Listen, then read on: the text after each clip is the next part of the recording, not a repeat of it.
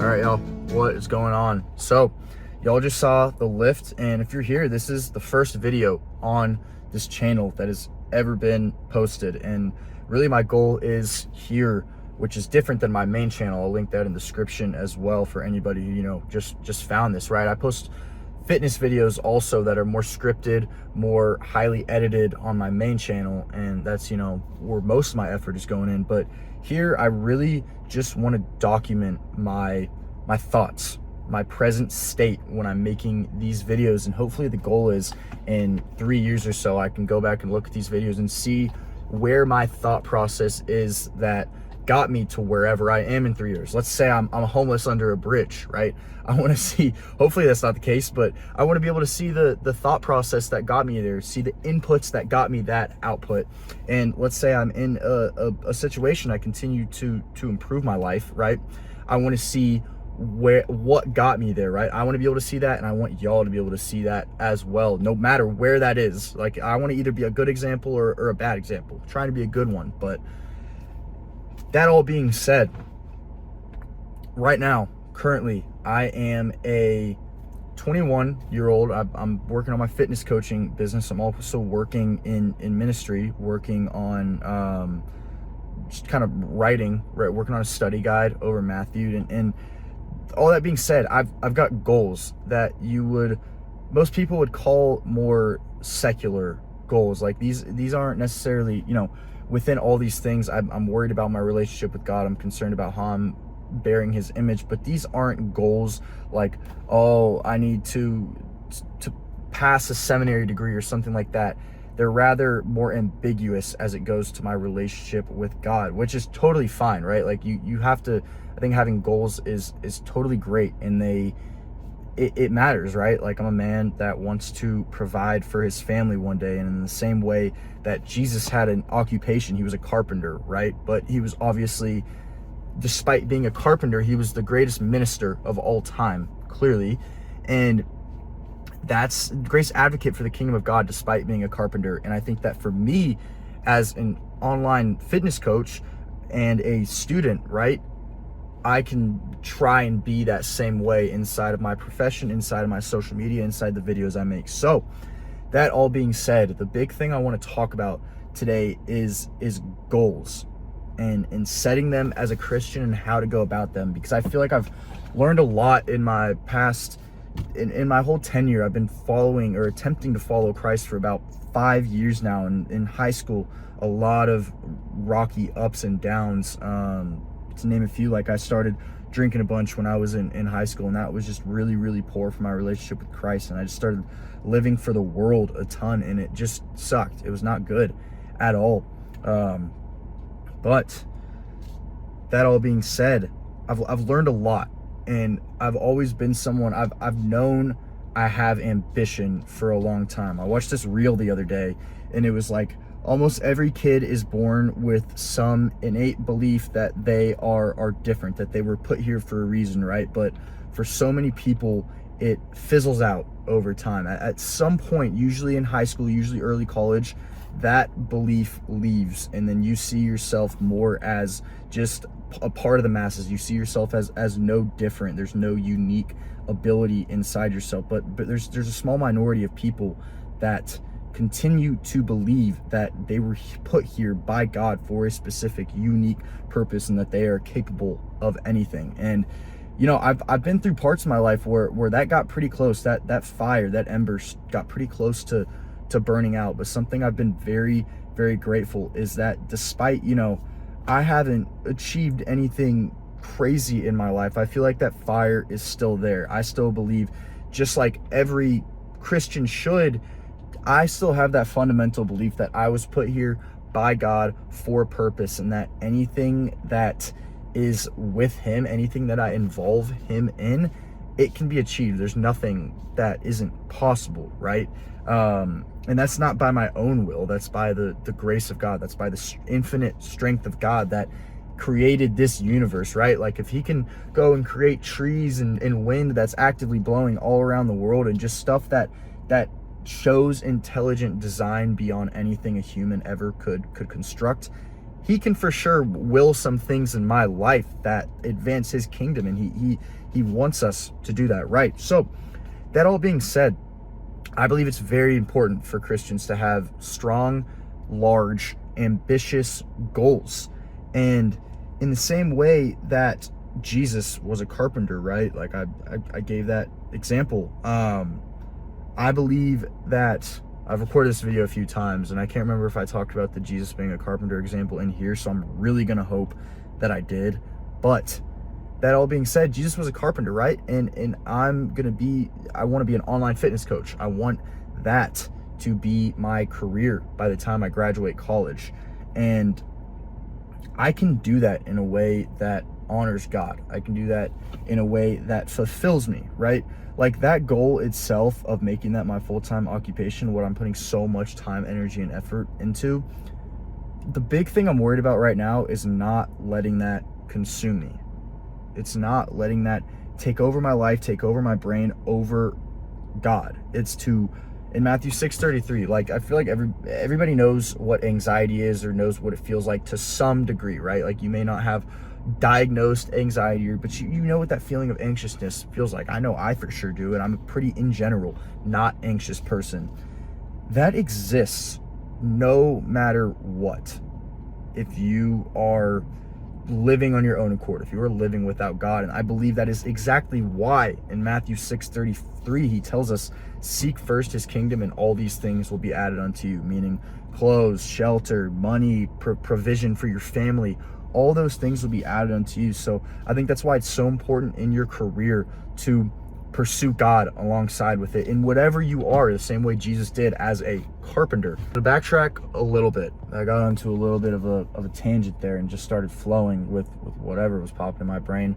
I want to talk about gratitude, because one of the biggest fears I have in my life is looking up 10, 20, 30 years from now and having everything I thought I wanted, but realizing it wasn't what I needed. It wasn't beneficial to my life, or that I was abandoning what God really has me set out for. And I think that happens a lot to people. I see it a lot in my own life where people, they spend all this time pursuing something, and then they get there and realize my time could have been spent so much better on this earth. That's my biggest fear, is being on my deathbed and thinking that, right? And the big way to prevent that, I think, is within your goals, having gratitude for the present day. I think one of the worst things you can do on a macro level is have a goal. Like, I'm going to use my situation, for example. So like, I want to have this online fitness coaching business full time by the time I graduate college, which is 9 months from now, I believe. Yeah, something like that. 10 months. And I want to have this full time.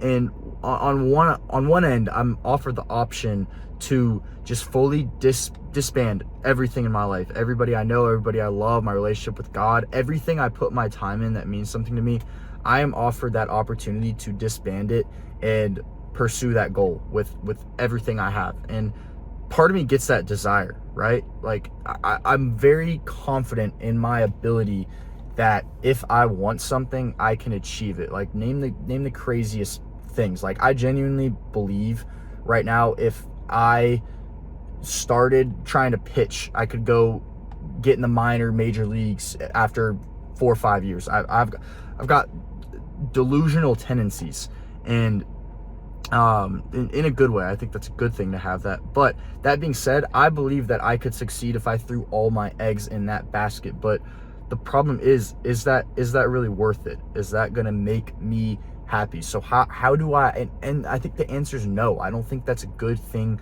to do for anything. And society celebrates that right now. Like that's what hustle culture teaches you, to drop everything, go monk mode, and just abandon every good thing God has given you in your life, like the people, like a relationship with God, like time at church, time in fellowship. It's just, hustle culture tells you to take that path and achieve the material success, like that's going to give you some fulfillment. And I believe that's such a lie. That is such a freaking lie that us as Christians with ambition need to stay away from. And I don't want to see any of y'all fall into that rabbit hole. So that's why I preach this right now. Rather, right now. Like, I'm spending a lot of time on my goals. I'm putting a lot of time, energy, and effort into them, but I'm still spending time. I'm still giving time to God. I almost every day, like, one thing I try and make sure to do is to read my Bible before I get into any work on my business, because it's almost like every single day I need to show God that he is, I need to show the Lord that he's the priority above all that, because business and money offers it's such a slippery slope. And this is something I'm kind of learning about. If any of y'all have read Mere Christianity by C.S. Lewis, he talks about how essentially what the devil does is he's not, I'm trying to paraphrase his words as best as possible, but the devil isn't something inherently bad. Like, Satan was initially an angel, but he's a fallen angel. And what that means is everything that he does, everything that he uses is a perversion of good. It's not inherently bad, if that makes sense. I wish I had the book in front of me so I could quote it more accurately. So, like, let's give the example. In the Bible, it says money is the root of all evil, right? But it also says there's plenty of accounts where money is not a bad thing. Like, Jesus, when he was born, was given gold, frankincense, and myrrh. Gold. He was given gold as a gift, right? So we know that money, currency, is not bad inherently, but obviously when it becomes an idol, when it becomes a love for money over other things, over God in particular, that's where it becomes a problem. And the point I'm getting at here in what C.S. Lewis says is that it's all a perversion. Satan perverts good. So there's this fine line you have to walk, particularly with money, like the example I gave. You have to walk a very fine line with pursuing it, but not over pursuing it and not under pursuing it. Also, that's a danger you have to worry about as well, because, you know, you have to be able to provide for a family. Like, all of us, I'm assuming if you're watching this, you're probably a Christian man somewhere around my age, maybe a little older. But y'all probably know, some of y'all might have families. You understand that you have to provide for your family. And it even says in the Bible as well, Paul talks about this, the man who abandons his family is worse than the unbeliever. Like, it's an extremely essential part of your Christian calling. So there's this fine line you have to walk. And I believe where you find that fine line is with money and goals, career and ambition, all the things that surround that. It's got to be to provide. It's got to be to steward, not to just garner for yourself, garner for your own love. And that's the thing you have to watch. Like, all right, I'm gonna give an example of how I failed at this in the past, and how I'm very grateful that God has changed my mindset on this. So last year I went to a fitness coaching event, and it was super cool, great experience. I learned a ton, right? But there was a guy there who, for the weekend, rented a Lamborghini Urus, which most of y'all probably know what that is. Nice Lamborghini SUV. I used to know nothing about cars, but ever since I was 17, there was one that I'd see driving around my city. I'd see it here and there. There's a black one, a matte black one. Even when I knew nothing about cars, I was like, oh my gosh, dude, that's so sick. I want that car so bad. And last summer, like, every time I'd see one, for some reason, where I live, like just in Dallas, everywhere, I can be anywhere in Dallas, there's been so many sprouting up, way more than before, and I see them all the time. And last summer I'd be like, oh my gosh, like every time I need that, I'd almost idolize it and picture myself being in that car. And you know, the other thing I'd think about while thinking about myself inside the car is like everybody else looking at me while I'm in the car. And that was such a flawed mindset. Like, I pictured everybody looking at me in my car the same way I was looking at whoever was driving that car currently, right? Which is so wrong. And I look at myself a year ago, and that's such a flawed mindset. That's such a flawed way to look at money or anything material. And that is, like, check yourself for that heart posture right now. Check yourself for that mindset.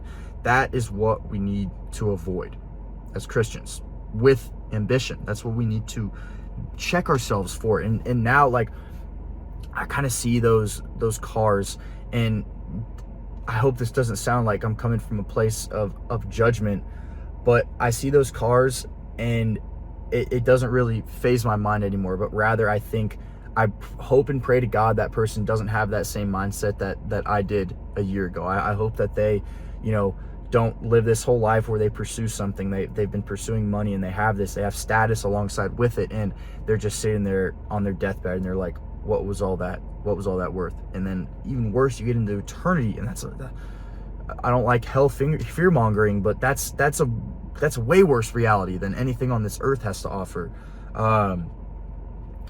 So that all goes to say, and another thing, like with those guys, now I feel like my version of the way I looked at the Urus with just so much, oh my gosh, I want that. When I see someone with like an abundant, thriving family out in public, like I see a dude and his wife with 4 kids, and they're like eating some ice cream and they're just having a great time, I'm like, that's the same as seeing the Urus. And unfortunately, really unfortunately, that is almost just as rare as seeing a Lamborghini out in the wild. To see like a just extremely thriving family that you can just tell is firing on all cylinders, loves the Lord is their number one.